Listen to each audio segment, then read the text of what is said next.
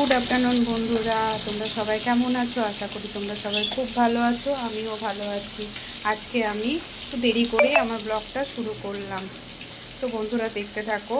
আজকে রবিবার, আমি বাড়িতে আছি। বাড়িতে মানে আজ পার্লার গেছিলাম, কিন্তু ওখানে শাটডাউন বলে আবার চলে এলাম।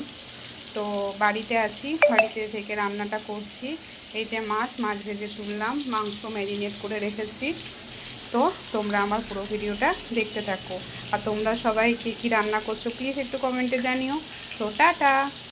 তো বন্ধুরা দেখো, আমি কড়াইতে প্রথমে পেঁয়াজ কুচি, লঙ্কা কুচি আর টমেটো নিয়ে নিয়েছি তেলের মধ্যে। আর একটু চিনি দিয়েছি, আমি চিনি দিই কারণ কি স্বাদটা আনার জন্য। তো টমেটোগুলোকে এখন একটু ভেজে নিচ্ছি যাতে টমেটোগুলো গলে যায়।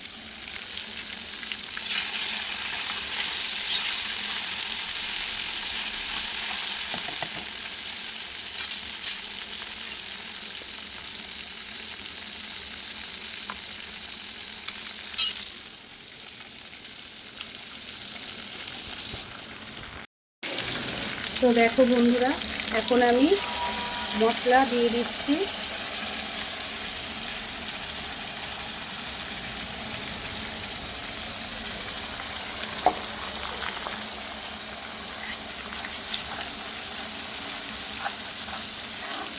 মশলাটাকে বেশ কিছুক্ষণ কষিয়ে নেব।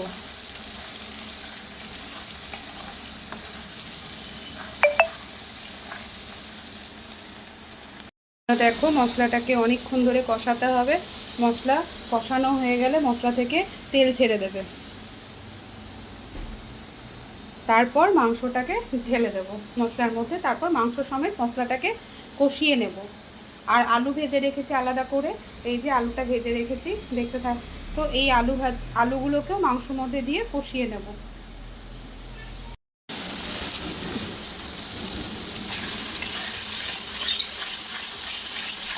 যতক্ষণ না মশলার গন্ধটা বেরিয়ে যাচ্ছে ততক্ষণ মশলাটা একে বেশ কষাতে হবে, না তো খাওয়ার সময় মশলার একটা গন্ধ লাগে, খাওয়া যায় না।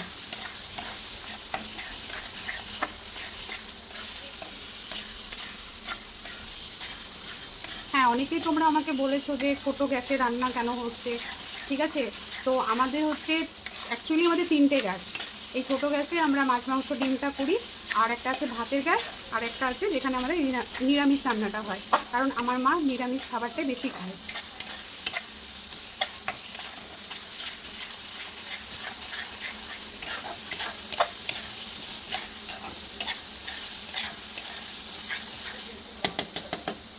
তো বন্ধুরা দেখো, এখন আমি মাংসগুলো দিয়ে দিচ্ছি।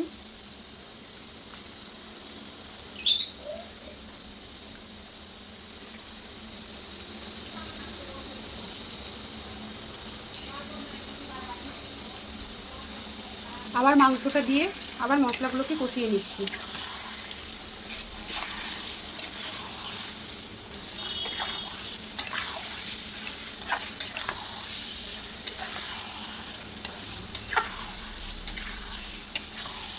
এটাকেও বেশ অনেকক্ষণ ধরে কষাতে হবে। দেখো, আলুগুলোকেও দিয়ে দিচ্ছি যাতে আলুগুলো মাংসর সাথে কষিয়ে নিতে পারি।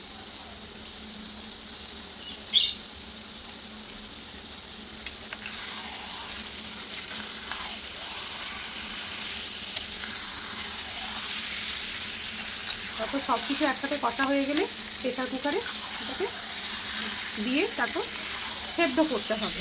তারপর আবার কড়াইতে দিয়ে একটু আরেকবার নাড়াচাড়া করতে হবে। আগেরবার তোমাদেরকে দেখিয়েছিলাম, আগে থেকে মাংসটা সেদ্ধ করে নিয়েছিলাম। আর আমি যে ওটা একজন দাদার মুখ থেকে শুনে ওটা করেছিলাম। আর আমি সাধারণত এরকম করি, প্রথমে মাংসটাকে কষিয়ে নিই, তারপরে কড়াইতে সেদ্ধ করতে এই প্রেসার কুকারে সেদ্ধ করতে দিই।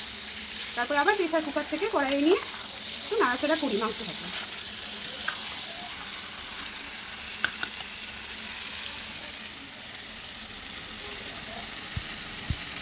দেখো বন্ধুরা, এখন আমি প্রেসার কুকারে মাংসটা চাপিয়ে দিয়েছি। দুটো দুটো সিটি করলে সেটাকে নামিয়ে দেবো, দিয়ে কড়াইয়ে দিয়ে একটু একটু কষিয়ে নেবো ব্যাপারটাকে। কারণ কি আমি আগেবারও বলেছিলাম যে আমার হাজব্যান্ড কষাটা খেতে ভালোবাসে, ঝোলটা অত খেতে ভালোবাসে না। আর এই যে মা টকে সমস্ত কিছু সেদ্ধ করে নিয়েছে, আমি মশলা রেডি রেখেছি। টকটা মা সব সেদ্ধ করে নিয়েছে, তারপর মাংসটা হয়ে গেলে মাছের টক করে নেবো। তো বন্ধুরা তোমরা দেখতে থাকো।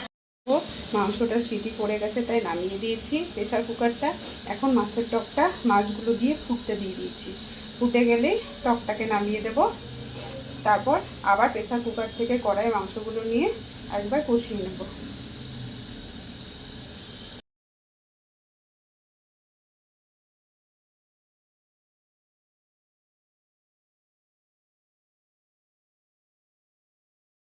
আর ওই যে আমার মাছের টকটা রান্না হয়ে গেছে, তুলে নিয়েছি। পুরো দেখো ফাইনালি মাংসটা হয়ে গেছে। তো হ্যালো বন্ধুরা, দেখো আমার রান্না হয়ে গেছে। এখন মেয়েকেও আমি খাওয়াতে বসে গেছি। এই যে আমার মেয়েকে আমি খাওয়াতে বসে গেছি। তারপর মেয়েকে খাইয়ে আবার আমি পার্লার চলে যাব।